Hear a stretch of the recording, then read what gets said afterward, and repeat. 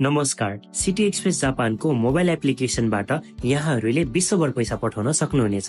यहाँहरूले घर नजिक रहेको लसन बैंक एटीएम प्रयोग गरी सिटी एक्सप्रेस जापानको वालेट कार्डमा पैसा जम्मा गरी मोबाइल एप्लिकेसनद्वारा नै आफूले जम्मा भएको पैसा रेमिटेन्स गर्न सक्नुहुनेछ। यो भिडियोमा हामीले लसन बैंक एटीएम प्रयोग गरी सिटी वालेट कार्डमा पैसा डिपोजिट गर्ने तरिका देखाउन गइरहेको छौं। सर्वप्रथम हजुरहरूले इङ्ग्लिश गाइडेन्समा क्लिक गर्नुहोला। त्यसपश्चात हजुरहरूसँग रहेको सिटी वालेट कार्ड नीलो रङले एटीएम लेखेको तर्फबाट एटीएम भित्र राख्नुहोला। त्यसपश्चात हजुरले डिपोजिटको लागि डिपोजिटमा क्लिक गर्नुहोला। त्यसपश्चात हजुरहरूसँग रहेको रकम जुन तपाईले डिपोजिट गर्न चाहनुहुन्छ उक्त पैसा राख्ने ठाउँमा यसलाई राम्रोसँग मिलाएर राखिदिनुहोला।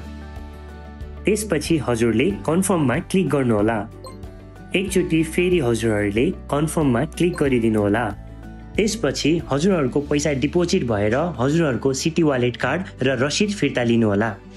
अब हजुरहरूले राख्नु भएको पैसा केही समयमा नै एटीएम चार्ज कटेर बाँकी पैसा हजुरहरूको मोबाइल एप्लिकेसनमा आउनेछ। यसरी मोबाइल एप्लिकेसनमा आएको पैसा हजुरहरूले कुनै पनि समयमा पाउने व्यक्ति छनौट गरी सजिलै रिमिटेन्स गर्न सक्नुहुनेछ। धन्यवाद।